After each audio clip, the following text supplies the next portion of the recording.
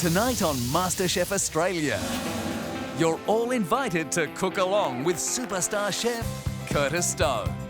Oh, look, you're in front of me. I better hurry up. Cooking at home has never been this much fun. So get ready to cook along with Curtis in real time. But first, to end our fast food week, Gary serves a tasty curry in a hurry.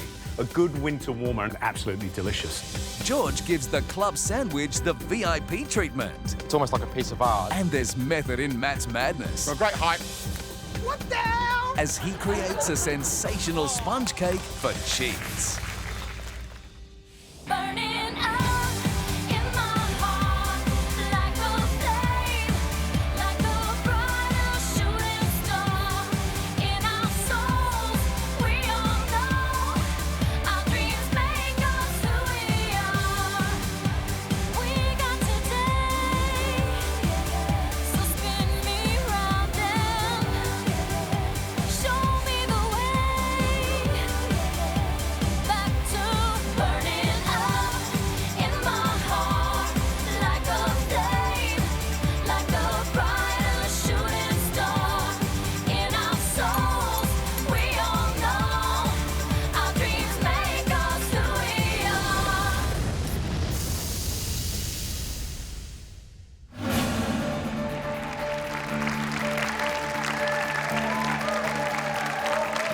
Hello.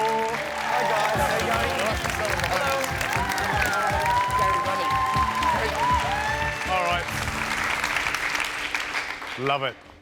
We have had an absolutely cracker week on MasterChef this week. It's all been about fast food, hasn't it? And what is the definition of fast food? Straight away, the things that we think about are fried chicken, beef burgers, Pizza. souvlaki. Souvlaki. Hang on a minute, souvlaki? Yes. You sure? It's not a doner kebab? No.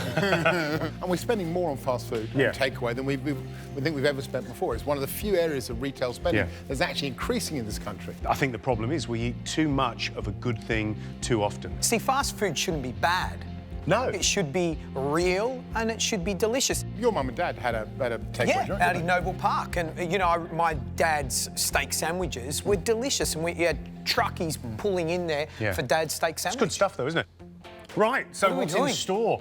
You are going to do what today? I am going to recreate a club sandwich. Now, the contestants this week had to create their own club sandwich. I'm going to create one for them. Anything club-like about it? No. Well, I'm going to make curry, which I think is the ultimate fast food. Love them.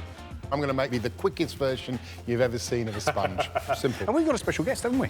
We do have one very special guest, and he's gorgeous, and that's why we're not really happy he's here. He's like Brad Pitt, only he's younger and taller and a way better cook. Please welcome Curtis Stone.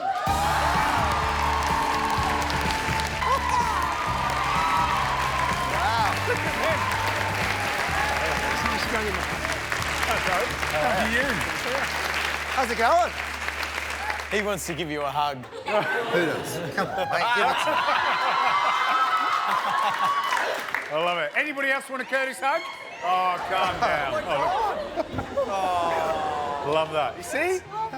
There you We go. never get a welcome like that. So, Curtis, your real career is now in the States. What do you do with your time? I mean, look, I've got a bunch of things going on, to be honest. My family obviously are based there, so I'm a dad first and foremost, and just got married, so I'm a happy married man. But, you know... Strangely not happy about that. I know quite why that is. Look, I've been a busy boy. I have a couple of TV shows over there. I have a new book that's just come out called What's for Dinner, so I try to write one of those a year, and I'm opening a restaurant this year in Beverly Hills, so... Yeah, you're almost as busy as George Calombaris. Right, we've got a special treat for you. Today, it's your chance to cook along with Curtis. And while we go and get that sorted out, Gary is going to serve something quite delicious in the charcuterie room. Right. Could mean anything, couldn't it?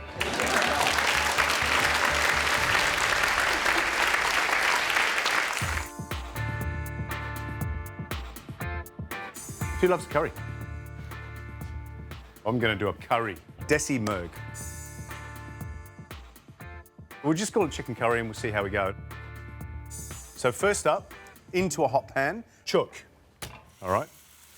So I'm just going to put a tiny little bit of colour on the chicken, not an enormous amount. Cooking on the bone, actually, particularly for curries, gives you a lot of flavour. OK, so we've just put a little bit of colour on the chicken, not too much. You know, this is what we're aiming for. We've also leached a little bit of that chicken fat. Right, next step, I'm going to chuck in a couple of onions, which we've sliced. I'm going to cook and caramelise those until they're nice and soft. It smells delish already, doesn't it? So I'm just scraping off some of that sediment on the bottom, because that's all flavour, and I'd like that to mix in with the onions and just start off that whole building of flavour thing that we call cooking. So, a lot of Indian curries are made like this. Caramelise the onions and then actually puree them and use them as part of the base for the curry itself. There's lots of whispering. And then blend that.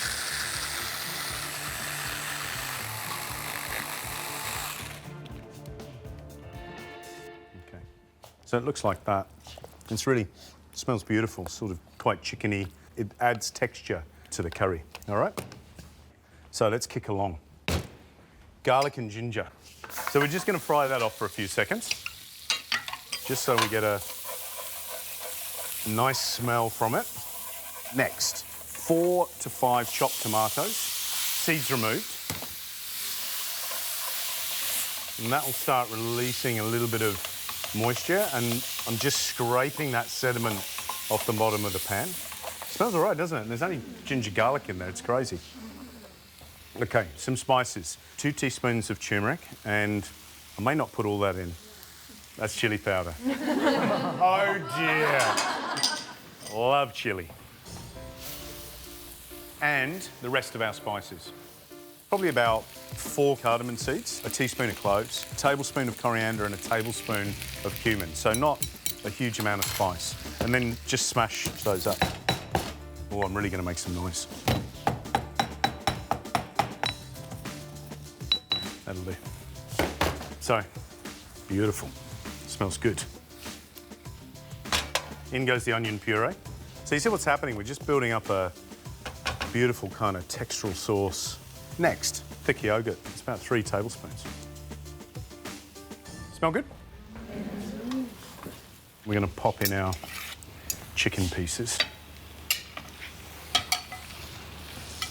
I'm just going to turn some of that over in there so it's all coated beautifully. And then we're going to put a bit of water on. So it just gives you enough of the sauce, and I like the sauce to be fairly thick. So this is just purely by eye, and if of course you cook it for a longer period of time, just add a little bit of water if you want to do that, okay? And then curry leaves, just a few. Looks good, doesn't it? I love the flavour. Right, lid on. 25 minutes, let's say, and that's good to go. Today, we're cooking desi merg, a chicken curry. The curry's nearly there, and I'm going to make a bread to go with it. When I went to India, I had these things called Upams. Have you ever heard of Upams or Palapams? And essentially, they're a rice flour pancake that are made in a little Uppam pan. And I drove furiously around last night, went to my local Indian store and said, have you got Uppam pans? And they went, nope. So we're going to make them in a wok. Gary, I've got a pan at home if you rang me up. I could Oh, you've got an Uppam pan at home? If I knew that, I would have said, do me a favour, bring it in. OK. Wok on. So you don't grease it beforehand? No. Okay. There's lots of different versions, but this one, we use a little bit of semolina, rice flour, coconut cream, and some sugar and yeast. Full recipes on the website. What we're looking for is all these little bubbles, and it smells kind of a little bit sour, you know, because it's that yeasty flavour. And then we wait for just the sides to start releasing off the side of the wok. It's just starting to release there. Then we put that on. And you'll see when you take this out, the nice thing about it is its shape. Could you use a crepe pan or? Yeah, you can. I think the wonderful, and you'll see when you take this out, the nice thing about it is its shape. So you eat this with, you know, like the chicken curry. They're like little cups, and so they come out a little bit battery in the middle, so they've got some texture and really crisp around the outside.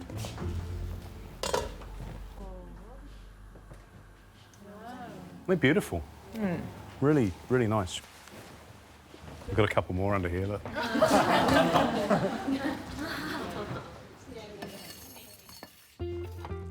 So, curry's cooked, looks delicious, smells amazing. I'm just going to do a little thing where I want to temper some spices and just throw it on the top, just to kind of finish it off and give it that extra bit of pizzazz. Now, it does involve a little bit of oil, but it's okay. So we just crush some cardamom. And a few of these little hot chilies. And a few of the curry leaves.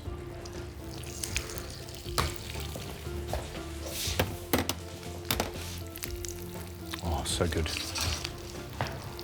And that really is just to pop the spices, release the flavour from the curry leaves and then the chilli as well, and just give it that final little hit, and then pop it on top of the curry. And it does look delicious as much as it also adds great flavour.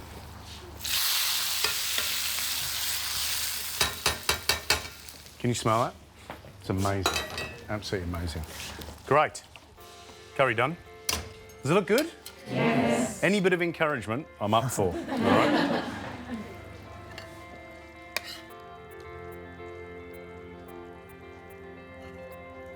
It's a beautiful colour. It's a beautiful colour. Final little flurry. Some coriander.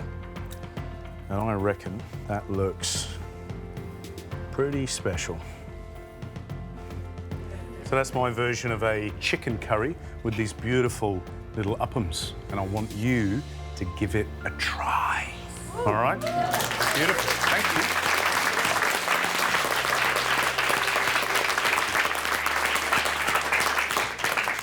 So, who wants to taste? Yes. I love that. Up you come. Let's go. See if we can tuck in a bit.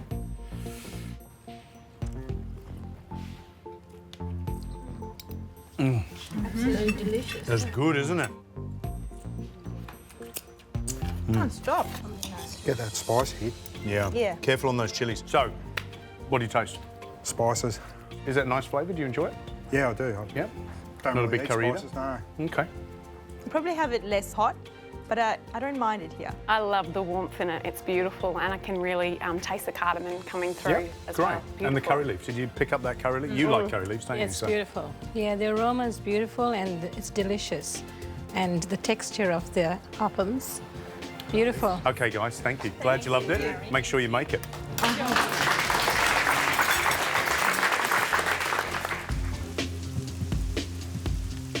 Right, look at you guys. There's 10. 10! There was like, what, 22 of you? It's getting smaller and smaller and smaller. And then there'll just be like 5 of you, 4 of you, 3 of you, 2, 1. One of you will win. Now, it's been a fun week, a fast week, and you guys out in the Mornington Peninsula had to feed lots of hungry car enthusiasts a club sandwich. How hard could a club sandwich be? This is the blue teams, and they've done a crumb chicken with bacon and a basil aioli. I'll be honest with you, I think it's really tasty. I didn't have a lot of chicken in, so mine was like a bacon, lettuce and tomato sandwich. Here we have the red team's club sandwich, and that looks like something you might find in a nice hotel. Yum. You like that, don't you? But you know what? It hasn't got the same kind of punch-in-the-mouth flavours as the blue team sandwich. I actually thought the turkey club was quite nice, personally. But hey, there's 2 other judges on this show. So I thought, let's revisit that and let's see how we can make the club sandwich better. I'm gonna demonstrate my interpretation of a club sandwich. The most important thing about this recipe is how to make chicken liver parfait, and that's your little take-home, your little something to have. That recipe got given to me when I was a young little apprentice, and I haven't changed it since. All right? Now, first things first. 115 mils of Madeira, 115 mils of port, and a good handful of dried porcini mushrooms just to add a little bit of meatiness. That goes into a pot. Next, roughly 2 to 3 finely sliced shallots, a clove of garlic, 5 or 6 black peppercorns, thyme, and 1 bay leaf. A little pinch of salt, of course, to bring out the sweetness of those shallots. Next, we're gonna add a little bit of veal jus. Now, if you haven't got veal jus, Don't stress too much. It's something that you can do without if you haven't got it. But because I've got those mushrooms in there as well, it's going to really intensify the flavour. Did you reduce down a packet of the veal stock? Yes, yeah, exactly. Now, we need to reduce that right down to a syrup. So while that's reducing, we've got 500 grams of chicken livers. By the time we cleaned them, blitzed them, and passed them through a fine sieve, we end up with 400 grams, and that's what you need. As well as that, 2 whole eggs and 1.5 yolk. Next, 265 grams of melted butter. We're keeping up? Yep. Okay, so our little reduction here is getting really sticky and intense. So at this point, just take it off and we just strain that into a bowl. Okay? Just give that a good little push because we want all that yummy flavour out. Set that aside to cool down, and while that's cooling, we'll carry on with our parfait mixture. Put it on 37 degrees, a couple of minutes, because I just want to bring all the ingredients to a consistent temperature. Sounds a bit sort of, you know, why is he going to all that trouble? But it's important. When I put it into the bain-marie, I want it to be at one temperature, so it comes up to the temperature that I want, so I know it's cooked perfectly. The other thing to do is tip all the ingredients into a Ziploc bag, bring a pot up to about 35 degrees, pull it off the stove, stick it in there, let it warm up, and then tip it into your mould. Right.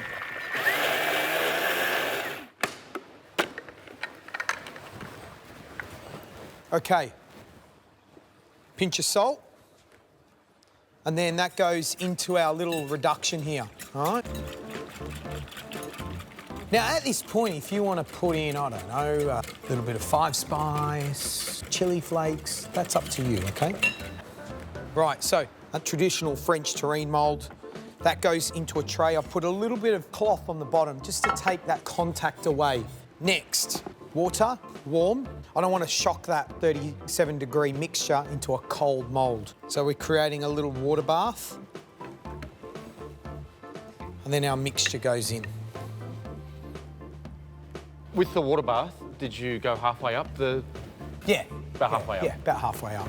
Right, now, lid goes on, and then oven, 120 degrees, all right, preset.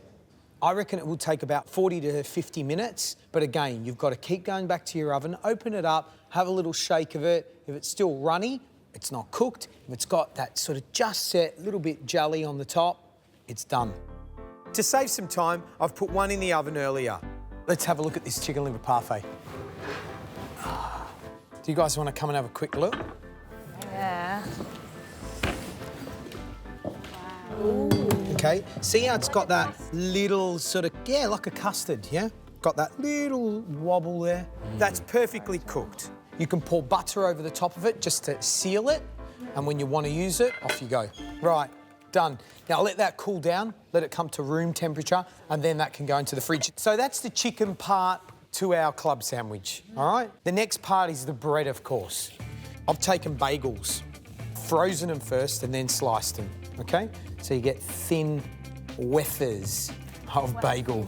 That goes onto a tray. Next, I've taken bacon and rendered down all the beautiful fat, because that's all I want. And we gave the bacon to Matt Preston. So we take the fat and we just give this a little brush. Okay, so our bacon fat brushed bagel wafer. Another slice of silicone paper. That goes on top, and we bake that 160 degrees for about 10 minutes until crisp and golden. Okay, now I've got some other little bits and bobs. Our chicken liver parfait. This one's been in the refrigerator for about a day. I'm just putting some of this parfait mixture into a piping bag. It makes it easier for plating. All right. Let's start to assemble this little baby. First things first, bagel goes down. I'm just going to create a little base so it doesn't slide around. Then, our chicken.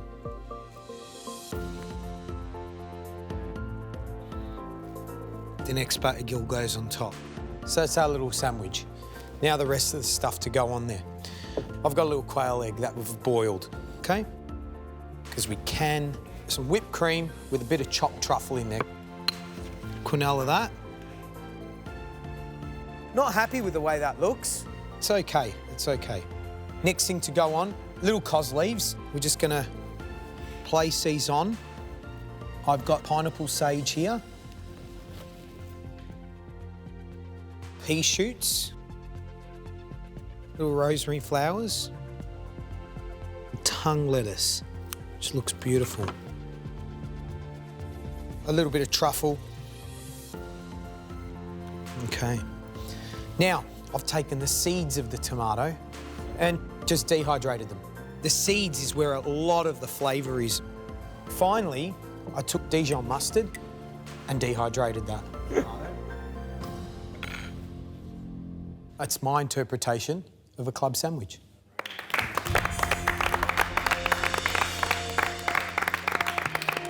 Okay, who'd like to taste? Oh, come on, Kelty. You did that on purpose, eh? Come on, mate. Let's come and have a taste. But we need good explanation, yeah? Sure. Well, you know how much I love liver. Yeah. Yes. Yeah. You know lean and liver. It's a party, isn't it? Right. What do you reckon? It looks good? It does. It looks fantastic, and I can appreciate what you're trying to show us. It's almost like a piece of art. Great. I'm going to take the bit with the truffle. It's all yours, Kelty. We'll just sit and watch. Mm.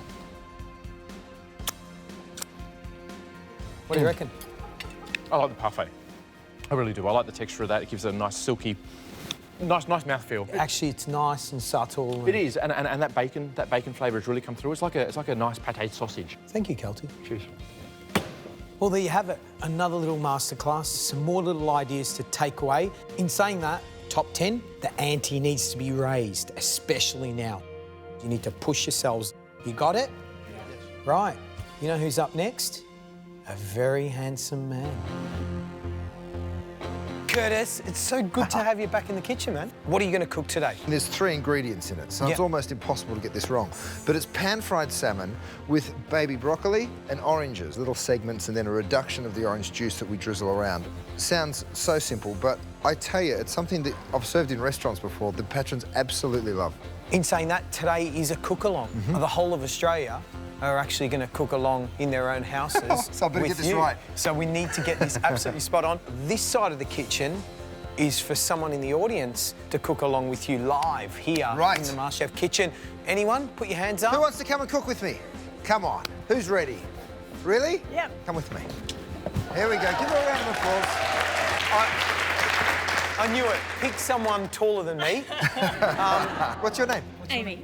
Amy, lovely to meet you. Thank you. I'm Curtis. Nice to meet you, Curtis. It's George. Hi, Amy. How you going? Nice to meet you. Good. Do you cook at home? I do, yeah. Good. Not usually in this kind of setting, though, so it might be a bit different. It's okay. There's only, you know, hundreds of thousands of people watching us all over the country. But I have to say, if you're at home, make sure you have your oranges, baby broccoli, and your salmon fillets, skinless, ready to go. The equipment's equally important, so get yourself a cutting board, get yourself a nice big non-stick skillet or fry pan, a small saucepan, and another sort of medium-sized saucepan that I've just filled with just a tiny bit of salt and plenty of water, and we're going to use that to boil the baby broccoli. We are ready to rock and roll. Amy, you need to come over here because this is your kitchen on this side. Okay, all right, Amy. your time starts now. All right, so let's get a big bowl out. You've got one down there. Just copy him all the way. The very first thing, get some oranges on the go. So I've got a couple of these incredible Aussie oranges. These have been grown from sort of the Mildura area, such a great citrus region of the world. These are navel oranges, and they're also seedless, which is a big advantage. Nice sharp knife, and you're just going to cut the top and the bottom of the orange straight off. So cut either side of the orange off, and then sit it to one side. Okay, do that again with your next one. Okay. Watch those fingers. Now, the beautiful thing about cutting the top and the bottom of the orange off is it gives you a really stable piece of fruit to work with. All right, so into my first bowl here, I'm going to throw my scraps. And then what we're going to do is take the skin off around the orange. So you just get your nice sharp knife and you just go around the outside of the orange. Fantastic. So you've got to really follow the shape of the orange, don't you? Right, so follow the shape of the orange doing around all right, and you're taking actually. off the pith and girl. the skin.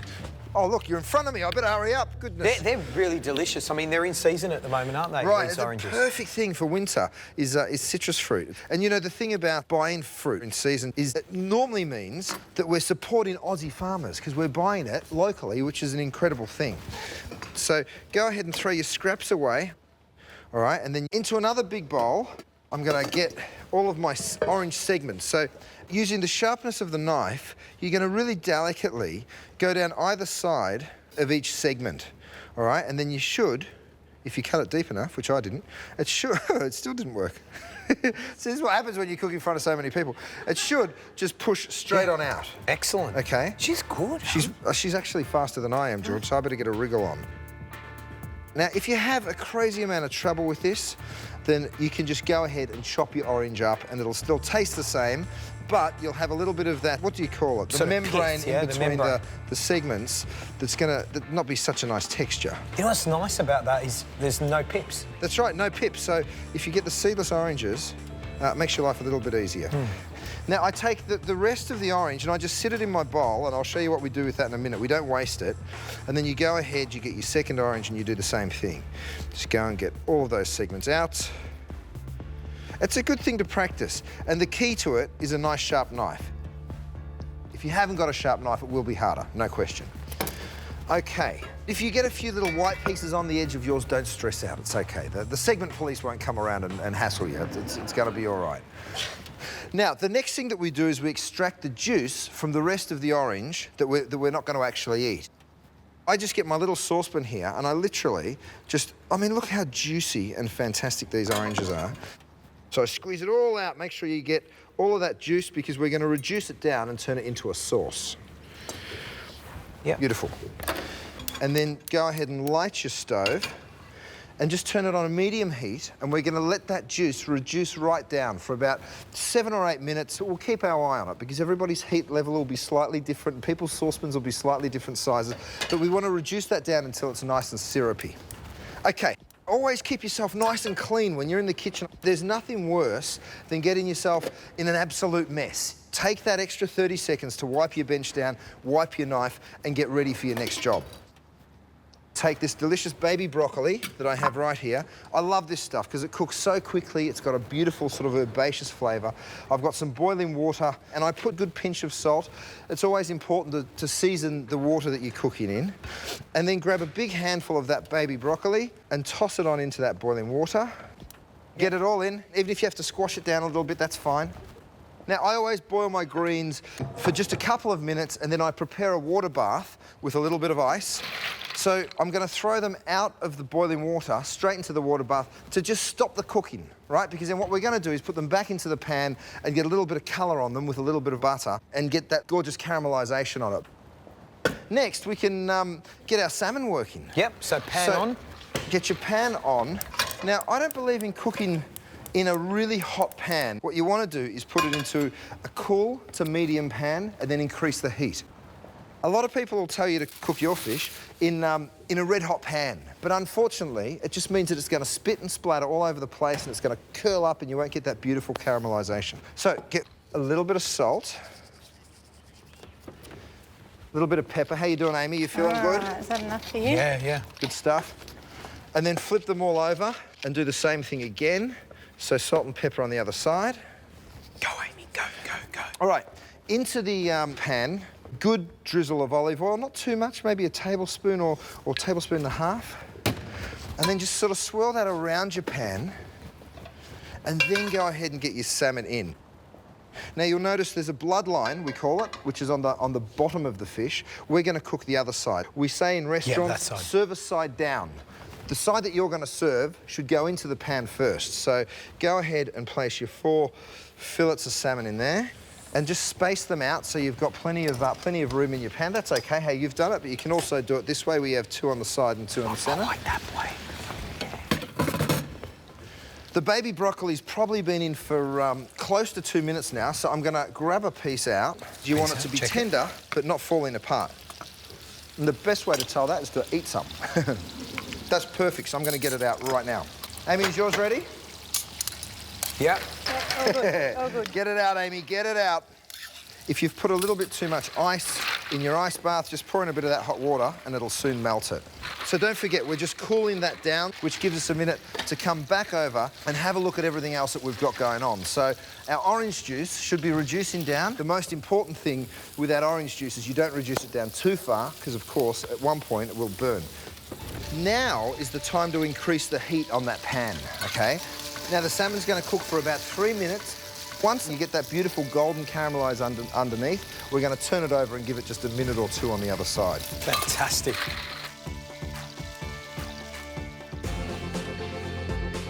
We're cooking along with Curtis Stone, and we're cooking a lovely dish of salmon with orange sauce and baby broccoli. Salmon's been cooking for 3 minutes, and we're about to turn it over. Grab yourself a spatula and just have a peek underneath one of these pieces of salmon and see how we've got that gorgeous golden colour. Right? That's what we're looking for. So once you have that colour, go ahead and flip your salmon right over. Look at that. How are yours, Amy? How's the colour? Beautiful. Oh, nice. Rock and roll. I hope you're all doing okay at home. I hope everybody's on the same timeline as us, but if you're not, it's okay if it takes a minute or two longer. Don't stress out about it. Amy, do you cook salmon often at home? Amy? Sorry. Do you see the focus? Yeah, I usually have a skin on though. Right. And it's probably not as well cooked as what this is going to be, I suspect. Well, you know what? People always talk about salmon being quite a fishy fish. What they're actually referring to is a piece of salmon that's probably been slightly overcooked. If you don't want it to taste fishy, or if you don't want your house to get a fishy smell, don't overcook your salmon. Once you've turned it over, it only needs about 60 seconds and you can get it out of that pan. I'm going to go ahead and take mine out and rest it for just a moment on one of these plates here. And the important thing here with the salmon is that it's sort of medium rare. Now, of course, if you like yours a little more, then you can just leave it in for an extra minute. The best way to tell how it's cooked is just to give it a little squeeze. You know, it shouldn't feel like it's going to break if you press on it, because the inside of that salmon should still hold together. OK, so get rid of that excess oil that you have in your pan, and you can just throw it into my scrap bowl. And then what we're going to do is we're going to put it back onto the heat, not a fierce heat, and we're going to dry off some of that baby broccoli that we've got. So take that out of that iced water. Take your baby broccoli and just give it a bit of a shake so you get rid of that excess sort of moisture. And then just go ahead and throw it straight into your hot pan. Now, personally, I love the flavour of butter, so I'm going to get a couple of knobs of butter. You could use olive oil. It's going to go nice and brown and caramelise up that baby broccoli and be just perfect. How you doing over there? Doing really well. Yeah, all good. Very clean on this side, Curtis. I like that. Actually, you're cleaner than I am. OK, I better lift my game. Over here, you can turn that up just a little bit to try and get a little bit more colour on that baby broccoli. See how I swirl my pan rather than using a spoon to stir it or my tongs? Because when you're doing that, you run the risk of bruising your vegetables. Bit of swirling? What do you reckon? So just give it a little swirl like that. That's it. Bend the knees, come on, It's good. do it. It's good for the... That's the way. Rotate the hips, lovely. Right, don't forget to season it, so a little bit of sea salt, a little bit of freshly ground black pepper. It's starting to smell good in here. So I'm just going to give this plate here a quick wipe down. We're looking good. And then once you've got just a tiny little bit of colour, once you get that sort of little charcoal piece there, you then just go ahead and pick up 6 or even 7 of those baby broccolis and pop them straight onto your plate. You got enough colour on your broccoli? Go for it, Looking good. Make sure you divide them evenly. How many do you normally cook for, Amy? 4. Oh, right, so perfect. 2 boys. 2 boys? Yeah. Unreal. So nice and easy, right? 2 boys? Yeah. She's a liar. Look at that. I've only got 1 and it's not easy. Looks good. So what we get next is we get our salmon and you just gently pick that up and I sit that straight over the baby broccoli. That's okay. And don't be scared to use your hands. Make sure they're clean. But don't be scared to use your hands because they're great tools. Right, so next thing what we do is we come back to our orange segments, pile a few of those up on top of the salmon and even scatter a couple around the outside, just like so. Okay, so any of the juice that's left in your bowl, you can go ahead and pop that into your saucepan so it's not too syrupy, okay? You can get a couple of knobs of butter and you can drop that into the sauce and turn it into a butter sauce, or you can serve it just as a glaze. Either way works beautifully. You might need just a tiny bit of salt because we haven't seasoned it, but not too much, because it's already going to be quite an intense flavour because it's a reduction sauce. Just give it a stir around. Now, this is when your inner creativity comes out, okay? You can just pour it on the side, or you can do one of these beautiful sort of drizzles. It goes all around the plate. Make sure you get some of it over the salmon. Go, Amy, go. Drizzle, drizzle Come on, away. Amy, let's see it. What's your drizzling technique gonna be? Let's see. Oh, look at that, ladies and gents. How about that? Amy, I love it. Look at that. So that's it, ladies and gents. What do you think? Congratulations. Well done. What do you think, Amy? Would you try it at home? Absolutely. I know what's for dinner tomorrow night. Good girl. Fantastic. Guys, there you have it. Salmon with orange sauce and baby broccoli. I think we should invite some guests. We need 5 people because we're actually going to join them. Oh, very good. Anyone?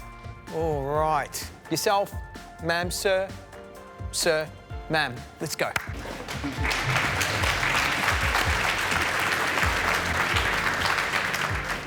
Madame. Ma'am. Thank you. How good is this? Yeah, this is And you know good. what? Thank You don't have to pay.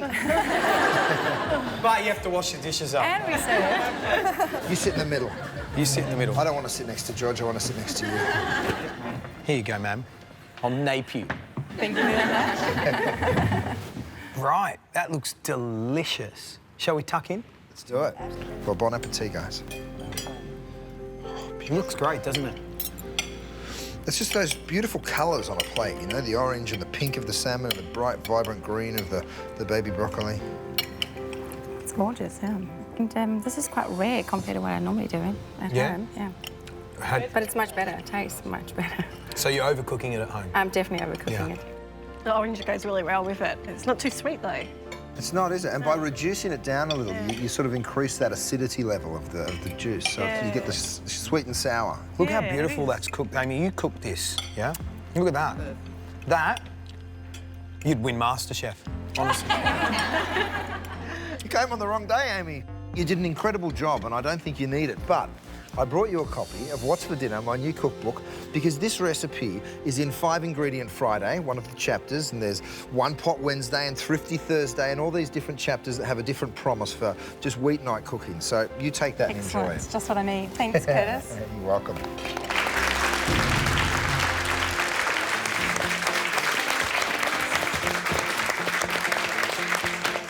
Sponge cake, Victoria sponge takes you what to make? How long? An hour. I'm going to make you my Cheats version of a sponge cake, and it is going to take about 2 minutes. 80 seconds for the sponge, 40 seconds for the fruit, and 20 seconds for the cream. We call it the 80-40-20 sponge dessert. You ready? It may take a little bit longer. Because this is going to be very fast and possibly very messy. For action. So that goes off. Off with that. We don't have a hat stand. Right, down to business. 100 grams of sugar. First up. 2 eggs. I'm just having a dawdle now. Pulp of 2 passion fruit, and we'll just give it a whisk. When that's come together, 100 grams of melted butter. And 100 grams of self-raising flour. Make a bit of mess because your children are going to tidy up for you, or your husband. So there's your sponge batter, very simple. Right, 1 buttered and sugared ramekin. We're going to fill it about 2/3 full with our mix. So 1, 2. We want to keep some heat and steam in, so we're going to use some plastic wrap, just loosely around the ramekin. So tie it up, leave a little space for the steam to escape, and then trusty microwave. Pop it in for 40, 45 seconds. Depends if you want a little bit of a creamy base on the underside, and then we go. So while that's cooking, I'm going to make a quick berry coulis. 175 grams of berries, about 50 grams of sugar. Bang it into a hot pan. The sugar is going to draw out some of the juice from the berries.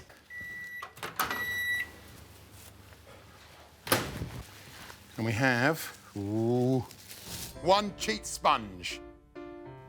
Next, one fancy plate. Turn the sponge out. Nice gooey set sponge. Just check on our berry coulis. So you see it's got a nice syrup on it now. Off. Fruit in the bowl. And then finally, cream on the top. There you have my cheats sponge with berries and whipped cream.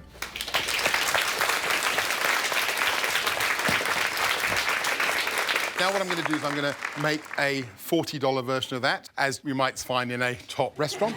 So, this is the one to impress your friends with, and we're going to use all the really modern plating techniques. Sponge, microwave, 40 seconds.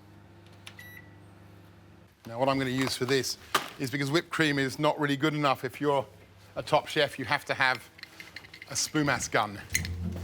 It's charged, it's got cream, a little bit of caster sugar in there. How's that looking? If you can see, that's really blowing up there. A few more seconds. That should be fine. So, first thing, the explosion. Very important to do this.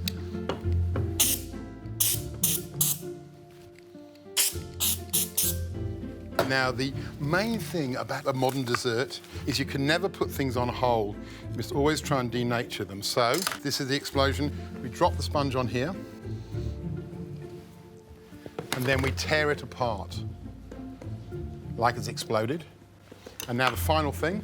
You know how chefs always have to do things from a height? This is the same idea. You want this to be like you've dropped the dessert. So, nice thing of berries, from a great height.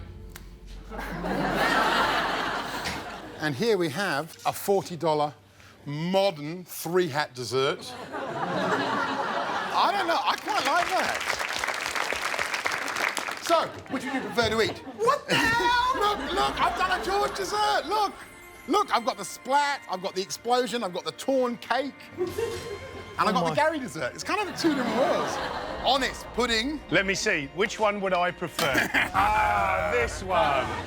Which one would George prefer to sell? Wow. Yeah, well, that's actually pretty cool. You can, like, look at it underneath before you get it. I like the idea of getting another glass sheet, pressing it together and hanging it on the wall.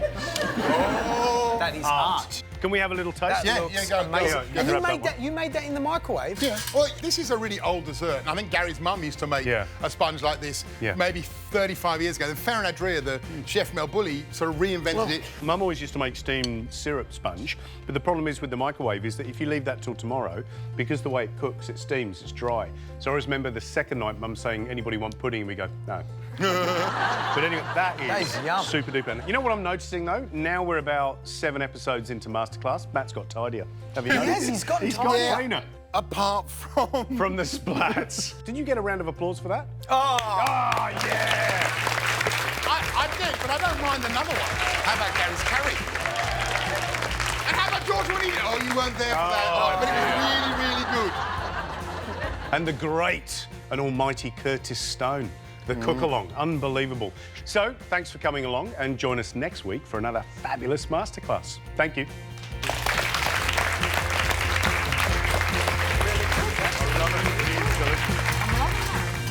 Next time, a shot at immunity and the best news yet.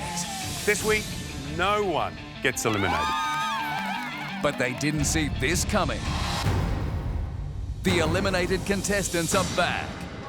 By the end of the week, we'll be part of the top 11. And the twist? They'll be cooking in pairs. One of you cooking for immunity. No, Xavier, it's not hot. And one of you to get back into this competition. Angle. Small. This is my entry to the competition on the line here. With the stakes raised, who will pull together to serve the ultimate win for them both? Absolutely perfect.